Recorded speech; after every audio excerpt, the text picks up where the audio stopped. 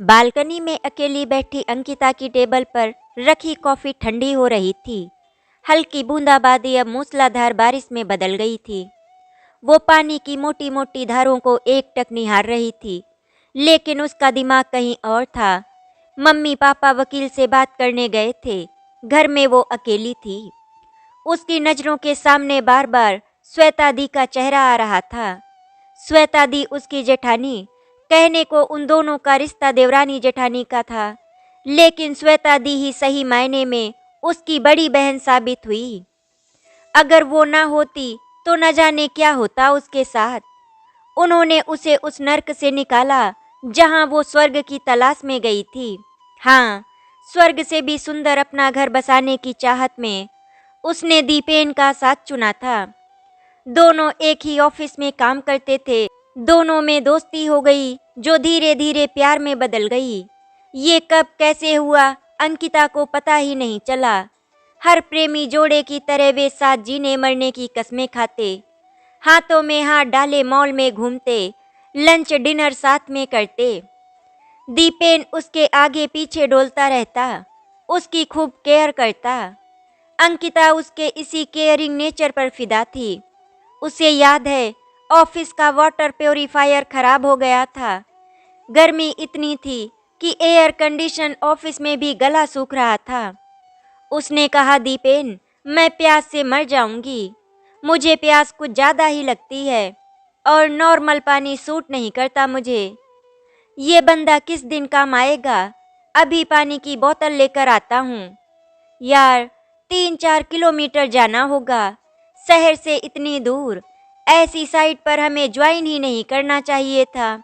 Madam, एक दिन पानी क्या नहीं मिला, आपने नौकरी छोड़ने का प्लान बना लिया। बंदे को सेवा का मौका तो दीजिए। अदा से झुककर उसने ऐसे कहा जैसे प्रपोज कर रहा हो, और तीर की तरह निकल गया।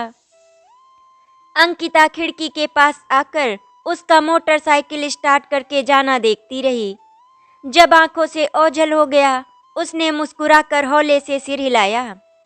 पागल, और टेबल पर आकर काम निपटाने लगी। मम्मी पापा शादी की बात चलाने लगे थे। एक दिन अंकिता ने माँ को फोन पर दीपेन के बारे में बताया। माँ अचकचा गई। ये क्या कह रही हो? अपने पापा को नहीं जानती? एक तो लड़का तुम्हारी पसंद का, उस पर जाति भी अलग। तुम जितना आसान समझ रही हो उतना आसान नहीं है। मम्मी, जाति वाती से कुछ नहीं होता, दिल मिलना चाहिए बस। और मैं पहली लड़की नहीं जो दूसरी जाति के लड़के संग ब्याह रचाऊंगी। कितनी शादियां हो रही हैं समाज में। वो कितना अच्छा और केयरिंग है। तुम लोग एक बार मिल लो, फिर पता चल जाएगा। पापा नहीं माने, वो जिद पर अड़ गई। माँ दोनों के बीच थी। बड़ी बहन और भाई की शादी हो चुकी थी। उन लोगों ने भी पापा को समझाया। माँ निश्चिंत थी कि उसमें कोई उससे छोटा नहीं था, कि उसकी शादी के बाद किसी तरह की परेशानी होगी। कुछ वक्त लगा, पापा थोड़े थोड़े नरम पड़े। दीपेन से मिलने को तैयार हुए। 5-6 दिनों तक वे लोग बेंगलोर के होटल में रुके। अंकिता गर्ल्स हॉस्टल में रहती थी। उसने ऑफिस से छुट्टी ले ली। दीपेन माँ पापा को भा गया। लंबा इकहरा गोरा गोरा दीपेन खूब बातें करता और दिल खोलकर हंसता। सचमुच इतना केयरिंग ना उनका बेटा था, ना ही दामाद। मम्मी के हाथ में एक छोटा पैकेट भी देखता तो झट से लेता। अरे आंटी, बेटे के होते आप सामान क्यों ढो रही हैं? रास्ते में सबका ख्याल रखता। छोटी छोटी बातों का भी उसे ध्यान रहता। किसी चीज की जरूरत तो नहीं, प्यास लगी है क्या? थकावट हो रही होगी, आराम कर ले। उसके बाद 2-3 बार वे लोग दीपेन से और मिले। वो हर बार हंसता मुस्कुराता एनर्जी से भरपूर मिला। आखिर पापा ने शादी के लिए हाँ कर दी। जब उसके मम्मी पापा से मिलने की बारी आई, उसने कहा कि आप लोग इतनी दूर कहाँ जाएंगे? मम्मी पापा पटना जाने वाले हैं, वहीं उनसे मिल लीजिएगा। उसका अपना घर इलाहाबाद में था। उन लोगों को आइडिया ठीक लगा। बुआ के बेटे की शादी थी, सब लोग पटना आए। दीपेन के मम्मी पापा, भाई भाभी और उनके दोनों बच्चे, सभी खुश मिजाज और मिलनसार थे। हाँ, सुंदर सलोनी भाभी बात कम कर रही थी। शांत स्वभाव की थी शायद। अंकिता का रिश्ता वहीं पक्का हो गया। पंडित जी ने दिन मुहूर्त भी निकलवा दिया। दान दहेज की बात नहीं हुई। दीपेन के पापा ने मजाक में कहा, समधी जी, अंकिता आपकी सबसे छोटी और लाडली बेटी है। इसके लिए आपने बहुत कुछ जोड़ कर रखा ही होगा। अब और आपको करना भी क्या है, भला ये भी कहने की बात है। शादी में समधी जी दिल खोल कर खर्च करेंगे। ये शादी शानदार होगी क्यों समधी जी? दीपेन की मां ने हंसकर कहा। शादी के 10 दिन पहले दीपेन के पापा का फोन आया। समधी जी, दीपेन बड़बोला लगता है लेकिन अंदर से संकोची है। उसकी चाहत थी कि एक गाड़ी अंकिता के लिए आप उसे देते। खुद की गाड़ी खरीदने में तो काफी वक्त लग जाएगा। वैसे वो आपसे कहने को मना कर रहा था, लेकिन मैंने कहा कि इच्छा को इतना क्यों दबाना। आप गाड़ी के लिए रुपए ही भेज दीजिए। दीपेन को यहाँ एक गाड़ी पसंद आ गई है, 10.5 लाख की है। लेकिन शोरूम हमारे जान पहचान वालों का है, वे डिस्काउंट दे रहे हैं। 10 लाख तक में मिल जाएगी। पापा ने कुछ कहते नहीं बना। भैया ने सुना तो ताव खा गए। अरे ये तो सरासर दहेज है, इतनी जल्दी हम कहाँ से लाएंगे? वे लोग लालची लग रहे हैं। अंकिता को बुरा लगा। एक गाड़ी ही तो मांग रहा था, वो भी मेरे लिए। भैया वो भी देना नहीं चाहता। शादी के बाद वो बदल गया है। बहन की खुशी कोई मायने नहीं रखती। शादी के दिन बहुत कम बचे थे। सारी तैयारियां हो चुकी थी। पैसे भी काफी खर्च हो चुके थे। मान मर्यादा की बात थी। सिर्फ इस बात के लिए शादी तोड़ना मूर्खता थी। फिर अंकिता कहाँ मानने वाली थी। किसी तरह रुपयों का इंतजाम करके उन लोगों को देना ही पड़ा। उसके बाद शादी के दिन तक बड़े सलीके से कभी चैन, कभी अंगूठी, कभी सोफा कम बेड और कभी जाने क्या क्या सामानों की डिमांड की गई। अंकिता प्यार में इस तरह अंधी थी, उसे समझ में नहीं आ रहा था कि वो डिमांड ही दहेज है। भाई पापा समझाना चाहते थे तो उसे लगता ये लोग आज भी दीपेन को दिल से स्वीकार नहीं कर रहे। माँ ठीक से समझ नहीं पा रही थी कि क्या करे। बेटी का दिल भी नहीं तोड़ना चाहती थी और पति व बेटे के तर्क भी सही लग रहे थे। अंकिता शादी के बाद इलाहाबाद आ गई। बेहद खुश थी वो। घर ज्यादा बड़ा नहीं था, 3 छोटे छोटे कमरे थे। छोटा सा ड्राइंग रूम, किचन और बाथरूम। वो सोचती यहाँ रहना कितने दिन है, उसे बेंगलोर जाना है। उसके कमरे में जेठानी के बच्चे दिन भर उधम मचाते रहते थे। उसे बहुत अच्छा लगता। सभी उससे खूब बातें करते, स्नेह लुटाते। जेठानी कम ही बात करती। अंकिता किचन में जाती तब वो कहती, थोड़े दिन आराम कर लो, फिर काम करना ही है। धीरे धीरे उसने गौर करना शुरू किया। उसके सामने सभी ठीक से बात करते, लेकिन वो कमरे में होती तो ऐसा लगता वे लोग आपस में खुसुर फुसुर कर रहे हैं। यदि अचानक वो उनके पास चली जाती, सभी एकाएक चुप हो जाते और उससे बात करने लगते। एक दिन दोपहर में सभी आराम कर रहे थे। जेठ जी घर पर नहीं थे। दीपेन लेटे लेटे झपकी लेने लगा। वो उठकर जेठानी के कमरे में गई। उन्होंने उसे प्यार से अपने पास बैठाया। दीपेन सो रहा है क्या? हाँ दीदी, तभी आपके पास चली आई, उसने मुस्कुराकर कहा। ये कैसा सवाल है, उसने सोचा। इतने में दीपेन आ गए। अरे यार तुम यहाँ हो, कम ऑन यार, उसने ऐसी अदा से ये सब कहा कि वो हंसकर उठ गई। बात अधूरी रह गई, लेकिन जेठानी का सवाल उसका पीछा करता रहा। उसने गौर किया कि हर वक्त कोई न कोई साये की तरह उसके साथ रहता है। वो जेठानी से ज्यादा घुल मिल ना पाए, ऐसी कोशिश सबकी होती है। एक दिन शाम में जेठानी नाश्ता बना रही थी। वो किचन में हेल्प करने गई।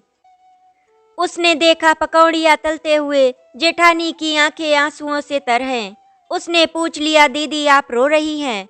अरे नहीं, प्याज काटे थे ना, मेरी आंखों में प्याज ज्यादा लगता है, उसने जल्दी से आंसू पोंछते हुए कहा। अंकिता ने ताड़ लिया। प्याज नहीं रुला रहे हैं, कोई और बात है। 10-12 दिन निकल गए। उन लोगों की छुट्टियां खत्म होने वाली थी। दीपेन ने रात में कहा, मैं बेंगलोर वापस जा रहा हूँ। मम्मी पापा चाहते हैं तुम कुछ दिन उनके साथ रहो। तुम्हें पता है हमें और छुट्टी नहीं मिल पाएंगी। अरे यार, अब उसकी क्या जरूरत है। मैं भी किसी दूसरी कंपनी में जाने की सोच रहा हूँ। वहाँ दूसरी तनख्वाह भी कम है। कभी कभी सोचता हूँ अपना काम शुरू करूँ। शादी के पहले तो हमारी ऐसी कोई प्लानिंग नहीं थी। अब है ना। तुम इतने सवाल क्यों कर रही हो? दीपेन का स्वर बदला हुआ था। अंकिता ने बात आगे नहीं बढ़ाई, लेकिन उसे लगा इससे पहले उसका इतना रूखा व्यवहार कभी नहीं था। उसने सोचा हो सकता है मम्मी पापा से किसी बात पर टेंशन हो गई हो। कुछ दिन यहीं रुककर एंजॉय कर लेती हूँ। कौन यहाँ परमानेंट रहना है। दीपेन 2 दिनों के बाद चला गया। जेठानी से अभी भी वो घुल मिल नहीं पा रही थी। जब भी दोनों बात कर रही होती, सास उन्हें किसी न किसी बहाने अलग अलग काम पर लगा देती। उसे लगने लगा कोई बात है। वो अपने मम्मी पापा से भी बहुत ज़्यादा बात नहीं कर पाती। उसके जाने के बाद दोनों बच्चे उसके साथ ही सोते। सास भी उसी कमरे में सोने लगी थी। भला नई बहू को अकेले कैसे छोड़े। दीपेन को गए 1 हफ्ता गुजर गया। वो दिन में फ़ोन करती तो ये कहकर बात न करता कि आजकल काम का दबाव बढ़ गया है, सारे पेंडिंग काम निपटाने हैं। रात में 2-4 मिनट बात करता, थोड़ा बहुत माँ पापा से बात करता और फ़ोन कट। एक रात बहुत तेज तेज आवाज़ सुनकर वो हड़बड़ा कर उठ बैठी। आवाज़ दूसरे कमरे से आ रही थी। वो उठकर ड्राइंग रूम में आई। आवाज़ भाभी के कमरे से आ रही थी। सब लोग शायद वहीं थे। वो दबे पांव कमरे की तरफ बढ़ी। दरवाज़ा भिड़ा हुआ था। उसने हल्के सुराख से अंदर देखने की कोशिश की। चटाक! उसी वक्त ससुर ने जेठानी के गाल पर तमाचा जड़ा। वो काँप गई। जेठानी ऐसे निरीह खड़ी थी जैसे कसाई के सामने मेमना। पापा, गुस्से को काबू में रखिए। दूसरे कमरे में अंकिता सो रही है, मैं देखता हूँ, जेठ ने कहा। ससुर गुस्से से तमतमाते हुए कुछ बड़बड़ा रहे थे। वो जल्दी से दबे पांव अपने कमरे में आ गई। आंखें बंद कर सोने का नाटक किया, लेकिन उसने अभी अभी जो देखा था वो उसकी आंखों के सामने से हट नहीं रहा था। थोड़ी देर में सांस आई। लाइट वाइट जलाकर चेक किया कि इस बीच वो जगी तो नहीं। जब यकीन हो गया कि सब ठीक है, तब वो भी उसके बगल में सो गई। सुबह सब कुछ नॉर्मल था। श्वेता दी की आंखें सूजी सूजी थी, लेकिन वो हर दिन की तरह किचन में थी। 9-10 बजे के करीब उसने देखा ड्राइंग रूम में कोई बैठा था जिससे ससुर और जेठ बातें कर रहे थे। वो आदमी धीरे धीरे लेकिन कुछ तुनक कर बात कर रहा था। ससुर और जेठ उसे आहिस्ता आहिस्ता शांत करने में लगे थे। उसकी समझ में कुछ नहीं आया। हवा में तैरती बातों के टुकड़ों को मिलाने पर लगा जैसे वो आदमी अपनी बकाया रकम मांग रहा था। घर खाली करने जैसी भी बात थी शायद। उसकी समझ में कुछ नहीं आ रहा था। किससे पूछे, वो कैसे जाने इस घर की रहस्यमयी बातें। उसने पति से बात करना चाहा। हाय हेलो के बाद पूछा, दीपेन तुम कब आ रहे हो? अभी थोड़ा वक्त लगेगा। अब सोच रहा हूँ कि रिजाइन करके ही आऊँ। उसे शौक हुआ। वो किसी और बात के लिए फ़ोन कर रही थी। यहाँ एक नया धमाका था। क्यों? क्या दूसरा जॉब मिल गया? दिन भर काम करता रहूँगा तो जॉब कैसे मिलेगी? अब वहाँ आकर इत्मीनान से ट्राई करूँगा। यार, एक बात और है, मैं खुद का काम शुरू करना चाहता हूँ। अपने पापा से कहो ना कि अभी कुछ मदद कर दे, मैं बाद में लौटा दूँगा। अभी 4-5 लाख ही दे दें, फिर देखते हैं। दीपेन ने बड़े इत्मीनान से ये सब कहा, लेकिन अंकिता के दिल में लगी बातें। दीपेन का ऐसा रुख अभी तक नहीं दिखा था। उसने भरे गले से कहा, पापा से कैसे कहें, अभी अभी शादी में इतना खर्च किया है। उन्होंने नया नया किया क्या है? बेटी की शादी में कौन खर्च नहीं करता? तुम लाडली हो उनकी, तुम्हारे लिए इतना भी नहीं कर सकते क्या? और उसने फोन काट दिया। अंकिता कट कर रह गई। दोपहर में सबके खाने के बाद श्वेता किचन समेट रही थी। अंकिता पानी लेने गई, धीरे से पूछा, दीदी रात में क्या हुआ था? श्वेता की आंखें डबडबा गईं। उसने इधर उधर देखा और ब्लाउज में छिपाकर रखा हुआ मुड़ा तुड़ा कागज निकालकर जल्दी से उसे थमा दिया। बहुत धीरे से फुसफुसाई, सबकी नजर बचाकर इसे पढ़ लेना। श्वेता दीदी की आंखें भरी थी, गला भरा था, लेकिन पत्र देते समय उसके चेहरे पर दृढ़ता का भाव आ गया। अंकिता भौचक थी। उसने जल्दी से पत्र लेकर छिपा लिया और कमरे में आ गई। सास ससुर ड्राइंग रूम में थे। सास सीरियल देख रही थी। उसने जल्दी से वो कागज निकाला और बिना सांस लिए पढ़ने लगी। प्रिय अंकिता, अब तक तुम्हें समझ में आ गया होगा कि हमारे ऊपर पहरा है, इसीलिए सबसे छिपाकर किसी तरह लिख रही हूँ।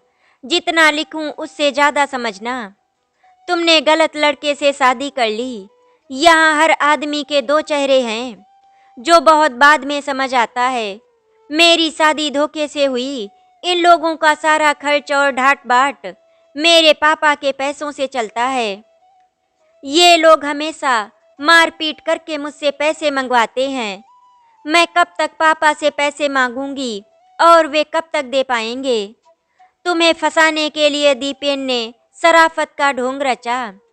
अब धीरे धीरे उसका रंग रूप देखना। तुम्हारे साथ भी यही सब होगा। जल्दी ही वो यहाँ आ जाएगा। ये घर भी इन लोगों का अपना नहीं है, किराए का है। मैं इस नर्क में फंस गई हूँ, लेकिन अभी तुम्हारा कुछ नहीं बिगड़ा है। तुम यहाँ से निकल जाओ। अपने हिस्से का नर्क मुझे भोगना ही है। तुम अपने हिस्से का स्वर्ग बचा लो। अंकिता के पांव तले की जमीन खिसकने लगी। दीपेन अपनी शराफत का नकाब धीरे धीरे उतार रहा था। इसका एहसास उसे होने लगा था। प्यार का भूत उसके सिर से जाने कब उतर गया था। पता नहीं कब उसका बचपन चला गया और वो मैच्योर हो गई। अब उसे एहसास होने लगा, क्यों श्वेता दी से बात करने से उसे हमेशा रोका जाता है, क्यों उस पर साये की तरह नजर रखी जाती है। जितना सोचती उतना दर्द होता। पापा भैया सबने कितना समझाया था उसे, लेकिन मौका मिलते ही उसने मम्मी को फोन किया। मम्मी, कोई सवाल मत करना अभी, बस किसी बहाने मुझे यहाँ से बुला लो। वहाँ आकर ही बातें होंगी। माँ पापा समझ गए बेटी बड़ी मुसीबत में है। उसी दिन पापा ने समधी को फोन किया। अंकिता की मम्मी की तबीयत अचानक खराब हो गई है। वो हॉस्पिटल में है, उसे लेकर आइए प्लीज। सास ससुर सोच भी नहीं पाए कि उनकी करतूतों की भनक किसी को लग सकती है। नई बहू को अकेले कैसे भेजते? सास ने कहा, अंकिता को वहां पहुंचा दीजिए, दीपेन आएगा तो उसे ले आएगा। दूसरे दिन अंकिता ने कुछ कपड़े बैग में डाले। जेवर सास के पास थे। उन्होंने ये कहकर रखा था कि अभी तुम नहीं संभाल पाओगी, बाद में लॉकर में डाल देना। ऐसे मौके पर वो मांग भी नहीं सकती थी। वैसे उनका मकसद किसी तरह यहाँ से निकलना था। जाते समय वो श्वेता दी के गले लगकर खूब रोई। रास्ते भर उसकी सुनी सुनी डबडबाई आंखें उसका पीछा करती रहीं। उसे लगा वे उसकी जेठानी नहीं बल्कि उसकी बड़ी बहन है, कोई मददगार है उसके लिए। माँ अपने कमरे में बीमार की मुद्रा में लेटी थी। भले ही उन्होंने बीमारी का नाटक किया था, लेकिन बेटी की चिंता ने एक दिन में ही उन्हें सचमुच बीमार बना दिया था। वो गहरी मानसिक वेदना से गुजर रही थी। अभी अभी बेटी की शादी से इतनी खुश थी। 2 महीने भी नहीं गुजरे थे, अभी शादी की खुमारी भी नहीं उतरी थी और अंकिता के ससुर ने उसे पहुंचाकर लौट गए। कह गए कि दीपेन आने वाला है, वो तुम्हें आकर ले जाएगा। माँ ने कहा, समधी जी अभी इसे यहीं रहने दीजिए, मेरा सहारा हो जाएगा। अब सारी बातें सुन समझकर माँ पापा की चिंता बढ़ गई। दूसरे दिन छुट्टी लेकर भैया भाभी भी आ गए। दीदी जीजा जी ने फोन कर मेंटली सपोर्ट किया। सबने तय किया कि अंकिता वहां नहीं जाएगी। भैया ने इलाहाबाद जाकर 2-3 दिनों तक खाक छानी। पता लगा कि श्वेता दी ने जो कुछ कहा सब सही था। जीजा जी ने बेंगलोर के अपने कुछ दोस्तों से दीपेन के बारे में पता लगाने को कहा। चौंकाने वाली असलियत सामने आई। दीपेन वहां किसी और के साथ रिलेशनशिप में था। उसने ऑफिस में ये कहा कि अंकिता से उसकी शादी नहीं हुई। उसके पिता और भाई तैयार नहीं हुए। वो शराब सिगरेट का भी शौकीन निकला। आह, अंकिता का दिल तार तार हो गया। उसके दोहरे चरित्र का कैसे उसे पता नहीं चला? क्या उसने सब सोच समझ के साजिश के तहत किया था? उसने ठंडे दिमाग से सोचा, यदि शादी के पहले उसके घर के लोग उसके बारे में पता लगाते, तब भी वो शायद ही उन पर यकीन नहीं कर पाती। वो सोचती दीपेन दूसरी जाति का है, इसीलिए ये सब लोग ऐसा कह रहे हैं। सच है, प्यार में विवेक नहीं खोना चाहिए। घर के सभी लोगों ने उसके जख्मों को भरने की पूरी कोशिश की। कभी किसी ने ताना नहीं दिया, किसी ने कुछ नहीं कहा। उसे परिवार के संबल से टूटने नहीं दिया। उसे बार बार श्वेता दीदी की याद आती। उनसे कोई रिश्ता ठीक से जुड़ा भी नहीं था। जेठानी होकर खुद लाख गम खाकर उन्होंने उसके लिए जो कुछ किया, कौन करता है भला? अंकिता ने अपने मम्मी पापा भैया भाभी के सामने श्वेता दीदी के बारे में सब बताया और सबने मिलकर श्वेता दीदी को बचाने के लिए एक प्लान बनाया। अंकिता अपनी ससुराल वापस पहुंच गई थी। उसने अपने सास ससुर को बताया कि मम्मी अब ठीक हैं। अंकिता को देखकर श्वेता परेशान हो गई। वो मन ही मन में सोच रही थी कि अंकिता दोबारा इस नर्क में वापस क्यों आ गई। अंकिता ने किसी को नहीं बताया था कि वो वहां क्यों आई है। आजकल दीपेन के फ़ोन कुछ ज़्यादा आते, अब वो उससे कम बात करती। उसके सामने ये जाहिर नहीं करती कि उसे सब पता चल गया है। वो कुछ ऐसा नहीं करना चाहती थी जिससे श्वेता दी पर कोई आँच आए। काश वो जल्दी से जल्दी श्वेता दी के लिए कुछ कर पाती। धीरे धीरे करके 3 दिन गुजर गए और एक दिन श्वेता दीदी सासू माँ के कमरे में थी। वो लोग श्वेता दीदी को बहुत ही उल्टा सीधा बोल रहे थे और उन्हें पीट भी रहे थे। ससुर जी ने उनके गाल पर फिर से एक बार तमाचा जड़ दिया और मैंने इस बार उनकी रिकॉर्डिंग कर ली थी और फिर मैं चुपचाप अपने कमरे में चली आई। अगले दिन मैंने सासू माँ से कहा, माँ जी, मेरी मम्मी की तबीयत फिर से खराब हो गई है और मुझे घर जाना होगा। उन्होंने मुझे घर भेज दिया। हमारा प्लान कामयाब हो गया था और हमारे पास कुछ ऐसा आ गया था जिससे हम श्वेता दीदी की जिंदगी बर्बाद होने से बचा सकते थे। अगले दिन मम्मी के इलाज के बहाने वे लोग अचानक बेंगलोर पहुंच गए। एकाएक सबको वहां देख दीपेन सकपका गया। उसकी गर्लफ्रेंड वहां मौजूद थी। बहुत बड़ा तमाशा क्रिएट हुआ। दीपेन ने सफाई देने की बहुत कोशिश की, बार बार माफ़ी मांगने लगा। उसके मम्मी पापा ने भी फ़ोन पर बात हुई। वे लोग बेटे की गलती पर पर्दा डालने लगे। एक बार माफ़ कर देने की गुजारिश भी की, लेकिन सारी असलियत जानकर आंख मूंदने का वक्त नहीं था। फैसला पहले ही हो चुका था। खुद अंकिता भी उस नर्क में दोबारा नहीं जाना चाहती थी। उसने श्वेता दीदी के साथ मारपीट वाली वीडियो रिकॉर्डिंग दीपेन और अपने सास ससुर को भेज दी। उस वीडियो रिकॉर्डिंग को देखते ही दीपेन और उसके मम्मी पापा के होश उड़ गए थे। फिर मैंने उनसे कहा, अगर आप लोगों ने श्वेता दीदी को दोबारा कभी परेशान किया तो मैं ये वीडियो रिकॉर्डिंग पुलिस में जाकर दे दूंगी। उसके बाद आप लोगों के साथ क्या होगा वो मुझे बताने की ज़रूरत नहीं है। आते समय उसने बड़ी दृढ़ता से कहा, अब हम अंतिम बार कोर्ट में मिलेंगे, तलाक के पेपर पर हस्ताक्षर करने के लिए। श्वेता दीदी से अंकिता की बातें फ़ोन पर होती रहती थी। एक दिन श्वेता दीदी ने अंकिता को बताया कि अब उसके सास ससुर उसके साथ मारपीट नहीं करते, बहुत ही अच्छा व्यवहार करते हैं। ये सुनकर अंकिता आज बहुत ही ज़्यादा खुश हो रही थी। गाड़ी के हॉर्न की आवाज़ से उसकी तंद्रा टूटी। मम्मी पापा आ गए थे शायद। बारिश रुक गई थी।